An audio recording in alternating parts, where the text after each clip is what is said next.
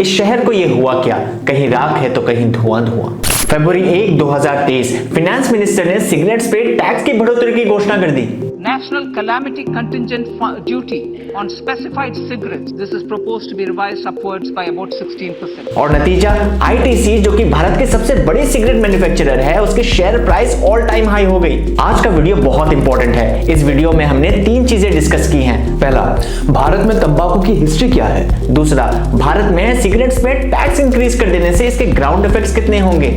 तीसरा और सबसे इंपॉर्टेंट, क्या भारत सरकार इनडायरेक्टली तंबाकू इंडस्ट्री को सपोर्ट करती है। वीडियो को अंत तक देखिए और अगर आपको लगे कि इससे आपको कुछ नया सीखने को मिला है तो इसे अपने दोस्तों के साथ जरूर शेयर कीजिएगा। Budget video series part 2।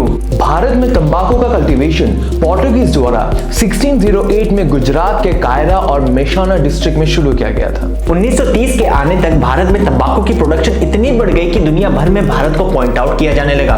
1947 में गवर्नमेंट ने CTRI यानी central tobacco research institute Madras में स्थापित किया ताकि ये भारत में अलग अलग टाइप्स की टोबैको के प्रोडक्शन को स्टडी कर सके। आज CTRI की 6 और रिसर्च स्टेशन भारत के अलग अलग जगहों में मौजूद हैं। भारत आज दुनिया की सेकंड लार्जेस्ट टोबैको प्रोड्यूसर और कंज्यूमर है और ये सेक्टर आज 3 करोड़ 60 लाख लोगों को एम्प्लॉय करती है। अब आते हैं दूसरे पॉइंट पर, सिगरेट्स पर टैक्स बढ़ा देने से इसके ग्राउंड इफेक्ट्स कितने होंगे। इससे पहले कि हम ये पार्ट शुरू करें, वीडियो के शुरुआत में फाइनेंस मिनिस्टर द्वारा यूज किए गए एक वर्ड का मीनिंग जानना होगा। National Calamity Contingent Duty on specified cigarettes. National calamity contingent duty एक ऐसा टाइप ऑफ इनडायरेक्ट टैक्स है जो कि सिगरेट्स पे और कुछ स्पेसिफाइड प्रोडक्ट्स पे इन एडिशन टू GST लगाया जाता है। इंडियन गवर्नमेंट थिंक्स सिगरेट की लेंथ बढ़ने और अनफिल्टर्ड होने से वो कम हानिकारक होते हैं, इसलिए उन पर कम टैक्स लगाया जाता है। इसका कुछ साइंटिफिक बेसिस नहीं है और इसे एबॉलिश करना चाहिए। भारत सरकार ने जो 16% टैक्स सिगरेट पे लगाया उसका ग्राउंड इफेक्ट तो ना के बराबर है। रीजंस, अगर सिगरेट के पर पीस रिटेल रेट पे इसका असर देखें तो it is less than 1%। Cigarette smokers only constitute 15% of total tobacco users in India.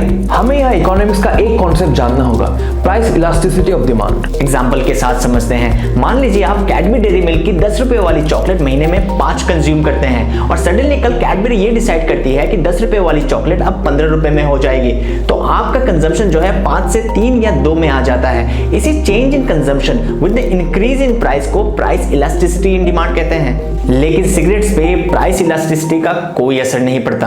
Bharat सरकार ने बीड़ी और स्मोकलेस टोबैकोस यानी गुटखा, पान मसाला, इनके ऊपर कोई टैक्स का बढ़ोतरी नहीं की। वर्ल्ड हेल्थ ऑर्गेनाइजेशन के रिकमेंडेशंस के अनुसार बीड़ी और स्मोकलेस टोबैकोस अंडर टैक्स्ड है। तीसरा और सबसे इंपॉर्टेंट, क्या भारत सरकार इनडायरेक्टली तंबाकू इंडस्ट्री को सपोर्ट करती है। जवाब है हाँ। फर्क नहीं पड़ता कोई भी पॉलिटिकल पार्टी पावर में हो, वो इस इंडस्ट्री को सपोर्ट करेगी ही। वो सरकार जो एंटी टोबैको कैंपेन्स रन करती है वही सरकार टोबैको इंडस्ट्री को सपोर्ट करती है। इसके रीजंस भी हैं। इकोनॉमिक बेनिफिट, साल 2020-21 में भारत सरकार ने लगभग 54,000 crore rupees tax revenue tobacco sector से जनरेट किया। जैसा कि हमने बताया, भारत में तंबाकू सेक्टर में 3 करोड़ 60 लाख लोग एम्प्लॉयड हैं और मोस्टली इन पान मसाला और बीड़ी फैक्ट्रीज में वुमेन एम्प्लॉयड हैं। यहाँ टैक्स बढ़ाने का मतलब है वोट बैंक के साथ छेड़खानी करना। भारत में टोबैको का प्रमोशन करना इलीगल है, लेकिन सरकार ने सरोगे से मार्केटिंग में कोई पाबंदी नहीं लगाया। चलिए एग्जाम्पल के साथ समझते हैं। आपने ये एक्ट तो जरूर देखा होगा जहां बॉलीवुड के बादशाह और बॉलीवुड के खिलाड़ी अजय देवगन के साथ विमल इलायची को प्रमोट करते हैं। अगर आप ध्यान से सोचे तो इलायची से किसी को कोई फर्क नहीं पड़ता। यहाँ कंपनी का गोल है कि उसकी ब्रांड नेम प्रमोट हो जाए एंड एज अ रिजल्ट उसी ब्रांड से अन्य प्रोडक्ट की सेल हो जाए। आपको क्या लगता है, क्या भारत टोबैको फ्री कंट्री हो पाएगा? Do comment down below.